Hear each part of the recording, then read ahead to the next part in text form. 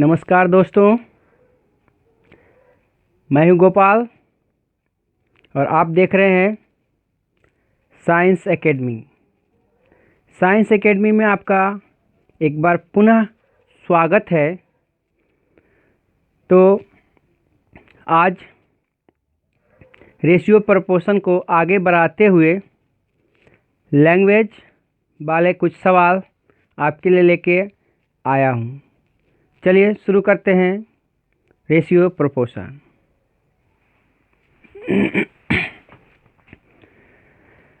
तो सवाल नंबर 1, यदि राम की आय का 3/5 भाग सुबोध की आय का 2/3 भाग के बराबर हो तो राम तथा सुबोध की आय का अनुपात निकालें।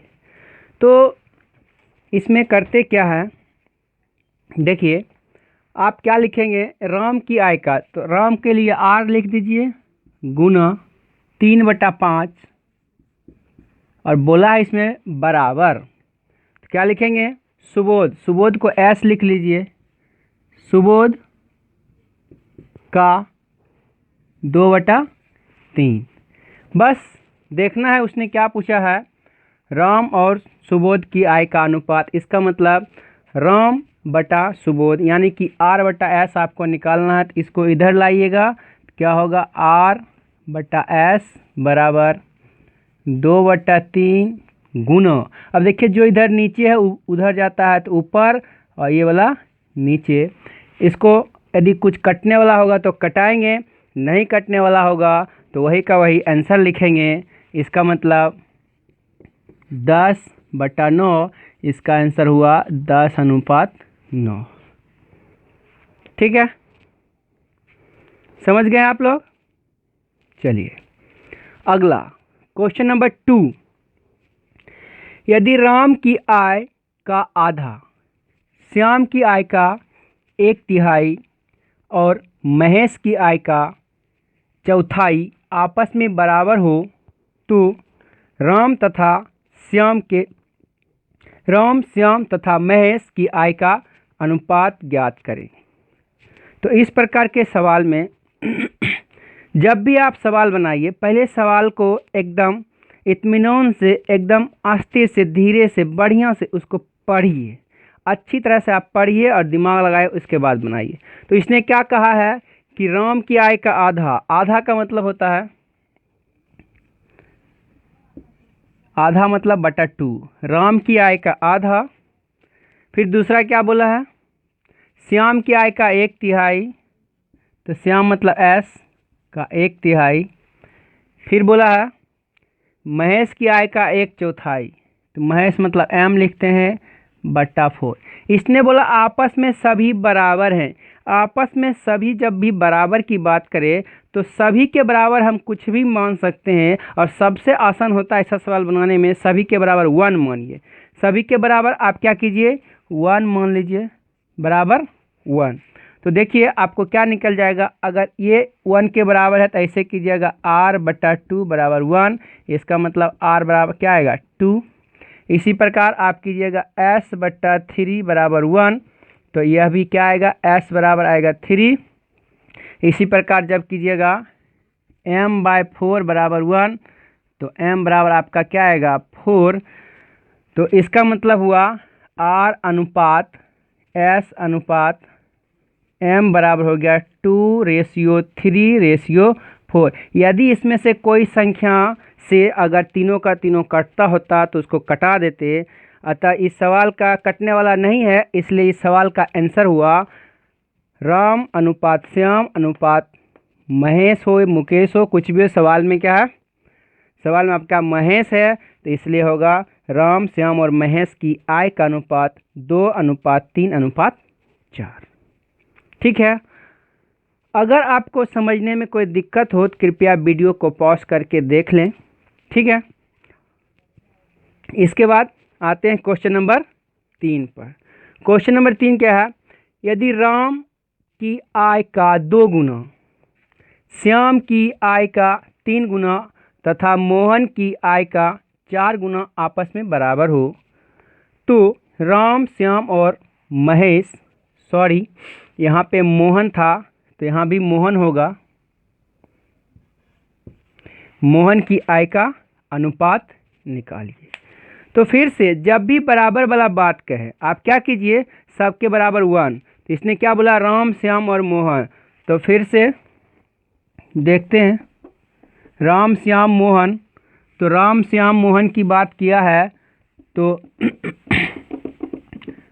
बराबर में 1 रखेंगे और सब में देखेंगे क्या बोला है, राम की आय का क्या बोला है, 2 गुना। इसका मतलब राम में 2 गुना बराबर श्याम का क्या बोला है, श्याम की आय का 3 गुना। फिर मोहन की आय का 4 गुना बोला है तो इसमें 4 से गुना करेंगे और सबके बराबर में 1 रख देंगे। फिर से आप पिछले वाला कंडीशन ऐसे लिखिए, r गुना 2 बराबर 1। तो देखिए r बराबर आपको आ जाएगा 1/2। फिर यहाँ पे दूसरा बनाइएगा s गुना 3 बराबर 1। तो s बराबर आएगा 1/3। फिर आपको m गुना 4 बराबर 1 है तो m बराबर क्या आएगा, 1/4। तो देखिए अब इस कंडीशन में आपको एक पीछे बताया गया होगा, कृपया अगर आपने पिछला वीडियो नहीं देखा है तो आप पिछले वाला वीडियो देखें। किसी भी सीधा सीधा संख्या का यदि अनुपात रहता है दिया गया 1/1 करके या कुछ, तो उसको क्या करते हैं, उसका सभी का क्या करते हैं, एलसीएम लेते हैं, फिर उसको सीधा करते हैं। जैसे देखिए r बराबर है 1/2, s बराबर 1/3 और m बराबर 1/4। तो हमको पूछा गया है r अनुपात s अनुपात m। तो ऐसे सीधा करने के लिए हम लोग क्या करते हैं, इस सभी का लेते हैं एलसीएम, यानी 2, 3 और 4 का लीजिए एलसीएम। 2, 3, 4 का एलसीएम लेने के लिए जो सबसे बड़ा पहाड़ा उसको आप लोग पढ़िए। तो 4 का पहाड़ा सबसे बड़ा है तो 4 का पहाड़ा क्या करेंगे, 4 एकम 4, 4 2 में है, 4 में, 3 में इसलिए नहीं हुआ। 4 दूनी 8, 2 और 4 में है और 3 में नहीं है। 4 तिया 12, 4 तिया 12 देखिए 2 में, 3 में, 4 में है, इसलिए सभी का एलसीएम क्या हुआ, 12। तो आपको पता है कि जब ऐसा सवाल होता है तो सभी में एलसीएम से गुना करते हैं। तो यानी कि r का कितना था, 1/2, इसमें गुना करेंगे 12। फिर आपका s का कितना है, 1/3, तो इसमें भी करेंगे 12। फिर आपका m का है 1/4, इसमें करना है 12। सबको कटाइए, आपको कितना आ जाएगा, दुक्का से कटाएंगे तो 6, 3 का से कटाएंगे 4 और 4 का से कटाएंगे 3। इसका मतलब हुआ r अनुपात s अनुपात m बराबर 6:4:3। यदि कोई किसी संख्या से सभी का सभी कटे तो सभी कटा के तब आंसर देंगे, नहीं तो यही, इसमें कोई नहीं कट रहा इसलिए इसका आंसर हुआ 6:4:3।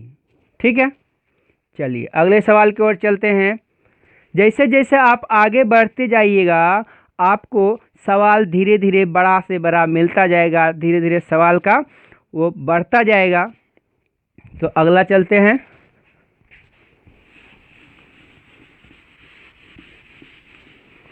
अगला क्वेश्चन नंबर 4। 30,000 रुपये को ए, बी तथा सी में 3:5:7 के अनुपात में बांटा गया है तो सी का रकम। तो इसके लिए आपको क्या करना है, ध्यान से सुनिए। जब भी कोई भी राशि किसी अनुपात में बटा है, इसका मतलब है उस सभी अनुपात का सम माने योगफल टोटल के बराबर होगा। क्योंकि जैसे देखिए यदि हम कहेंगे 100 रुपया 3 भाइयों में बांट दो किसी भी अनुपात में, तो बांटिएगा, इसका मतलब बाद में सबको जब ऐड कीजिएगा तो क्या होगा, सब मिला के 100 होगा।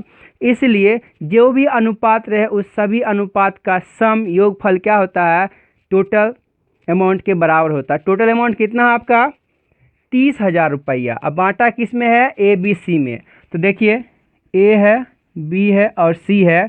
इसका कितना 3 है, इसका 5 है, इसका 7। अब देखिए ये अनुपात में है। आपको थोड़ा सीखने में यदि दिक्कत है, तकलीफ है, आप इसके बगल में इसको अनुपातिक राशि को 3x लिख सकते हैं। नहीं तो ये ज़रूरत नहीं है। आप धीरे धीरे जब एक्सपर्ट हो जाइएगा इसकी कोई ज़रूरत नहीं है, सिर्फ आपको सिखाने के लिए बताया जा रहा है। नहीं तो हम लोग सीधे करेंगे 3, 5 और 7। 3, 5 कितना होता है 8, 7 15, 15 के बराबर। वैसे ही जब x लीजिएगा तो 3x, 5x और 7x के बराबर इतना लिखिएगा, यानी सब मिला के 5, 3 8 और 7 15x। तो x का वैल्यू निकाल, इसका मतलब देखिए x जो लगाए हैं तो a के लिए 3x हुआ, b के लिए 5x और c के लिए 7x हुआ। तो ये पहला सवाल है इसलिए आपको सिखा रहे हैं।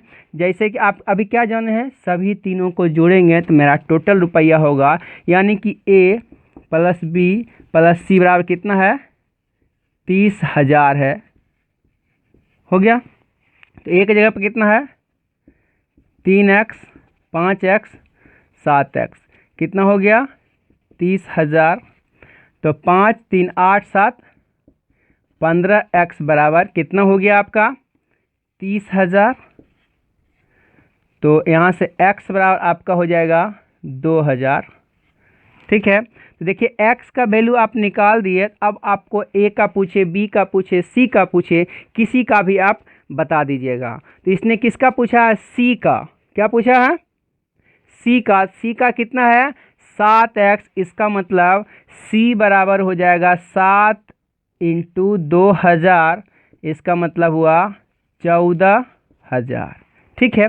ये पहला सवाल था इसलिए आपको ये करके सिखाया गया है, नहीं तो ये x लगाने की कोई ज़रूरत नहीं है। आप चुपचाप इसको बंद कीजिए, समझ लीजिए कि बगल में 1 है, उसके बगल में क्या है 1 है। तो ऐसे यूनिट के हिसाब से चलिए, जैसे कि 3, 5 8 और 7 15, 15 रुपये सीधा समझिए। अनुपात का मतलब एक कॉइन्स। जैसे आप कहीं जाते हैं किसी होटल में खाना खाने, लिट्टी समोसा, उसमें आपको टोकन मिलता है। एक टोकन लेते हैं तो आपको एक समोसा देता है। कभी कभी आप देखते हैं कि एक ही टोकन में 2 समोसा भी। इसका मतलब ये हुआ, रेशियो का मतलब सीधा समझिए टोकन, यानी कि अगर आपके पास एक टोकन है तो इतना, 2 टोकन है तो इतना। उसी प्रकार आपके पास ये सब टोकन है, यानी कि ये 3 टोकन, 5 टोकन और 7 टोकन, सभी टोकन मिला के आपके पास 15 टोकन है। यानी कि 15 का जो वैल्यू है आपके पास कितना है 30,000। आपको किसका वैल्यू पूछ रहा है सी का, तो 7 का। तो इसको ऐसे बना सकते हैं, शॉर्ट फॉर्म उंगली पे बनाइए। 15 बराबर कितना, ऐसे बनाइए 15 बराबर 30। तो 1 बराबर कितना हो जाएगा आपका 2 हो जाएगा। 1 बराबर कितना हुआ 2। आपको किसका वैल्यू निकालना है 7। तो 7 बराबर कितना होगा 7 दूनी 14। यानी कि आप समझ रहे हैं कि एक कॉइन्स आपके पास रहेगा, एक टोकन आपके पास रहेगा तो 2 मिलेगा। तो सी के पास तो 7 कॉइन्स है तो उसको कितना मिलेगा 14। तो 1000 है तो 14,000 मिलेगा। आशा करते हैं आप समझ चुके होंगे। ठीक है, अगले सवाल पर चलते हैं। अगला सवाल आपका क्या है, फिर से 54,000 रुपये को राम और श्याम और मुकेश में 2, 4 और 6 के अनुपात में बांटा गया। राम तथा मुकेश के बीच का अंतर। देखिए बिल्कुल हल्का, आप सिर्फ नाम लिखिए, राम, श्याम और मुकेश। क्या है राम, श्याम और मुकेश, इसमें कितना है 2, फिर कितना है 4 और 6, इसके अनुपात में बांटा गया। इसने क्या पूछा, टोटल कितना है 54,000 रुपया है, लेकिन आपको पूछा राम और मुकेश का अंतर। तो देखिए राम कौन है, ये है, और मुकेश कितना है, राम और मुकेश, मुकेश कितना है 6। तो इस दोनों का रेशियो में ये अंतर बोलिए, इस 2 और 6 का अंतर कितना होगा 4। यानी कि आपको 4 का वैल्यू पूछ रहा है, नहीं राम और मुकेश के बीच का अंतर। तो देखिए आप जानते हैं इस सभी का वैल्यू कितना है आपके पास 54,000। देख लीजिए क्वेश्चन में 5400 रुपया है। तो आप जानते हैं कि सभी को ऐड करेंगे, यानी कि 2 + 4 + 6, इसका मतलब कितना हुआ 12। 12 का वैल्यू आपके पास कितना है 5400, और आपको निकालना किसका वैल्यू है 4 का। क्यों, क्योंकि उसने बोला है कि राम और मुकेश का अंतर बताइए। तो मुकेश को 6 कॉइन्स है और इसको 2 कॉइन्स है, दोनों का अंतर कितना हुआ 4, यानी कि 4 कॉइन्स का आपको वैल्यू निकालना है। तो यानी 54 बराबर आपका होता है 12 के बराबर होता है 54। तो 1 बराबर आपका कितना होगा 5400/12। आपको किसका वैल्यू निकालना है? इस 4 का वैल्यू निकालना है। तो 4 का वैल्यू आप ऐसे कर सकते हैं, 4 से ऐसे निकालिएगा, 4 तिया 12, 3 का अंश ऐसे कटाइएगा, 18 तिया 54। इसका मतलब क्या हुआ कि 4 का वैल्यू कितना हुआ, माने कि राम और इस सवाल का आंसर हो गया 1800। ठीक है, समझ गए बात? तो राम और मुकेश का अंतर कितना हुआ? 1800 का। कोई दिक्कत नहीं आपको? अगला क्वेश्चन नंबर 6। किसी धन को ए, बी और सी में 2:5:7 के अनुपात में बांटा गया है। यदि ए तथा सी के रकम का योग बी के रकम से 800 रुपये अधिक हो तो ए की रकम बताइए। फिर से आप वही करेंगे। देखिए क्या है आपका, कहता है ए बी सी है, तो ए बी और सी लिख दिए। अब उसके नीचे उतार दीजिए इसका रेशियो 2, 5 और इसके बाद क्या है 7। ठीक है, तो अब क्या बोला, ए और सी के रकम का योग। तो देखिए ए और सी कौन सा है, ए और सी ये है, यानी कि ए प्लस सी यह किसके बराबर है? बी के रकम से 800 अधिक है, यानी कि यहाँ पे बी है प्लस 800 रुपया।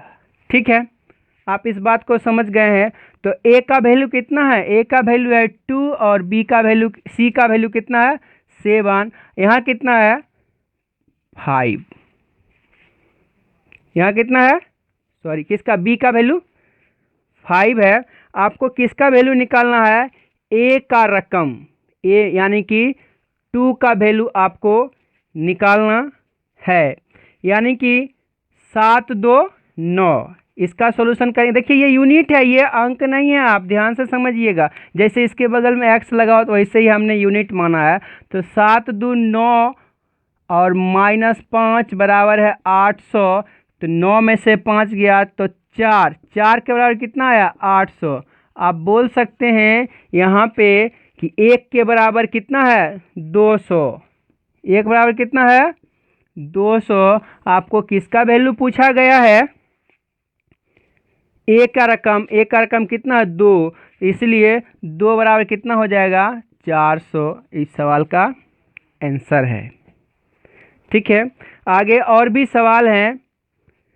तो अगर आपको समझने में कोई तकलीफ हो, कृपया आप मेरे इस नंबर पे कॉल कर सकते हैं 7717779745। आप एक बार इसका स्क्रीनशॉट ले लीजिए। क्वेश्चन इधर अच्छा से आप पढ़िए, क्वेश्चन को बनाइए। समझने में किसी प्रकार की तकलीफ होती है, आप कृपया कमेंट करके हमसे पूछ सकते हैं। तो आज के लिए इतना ही। अगले वीडियो में और भी अच्छे अच्छे क्वेश्चन के साथ मैं आऊँगा।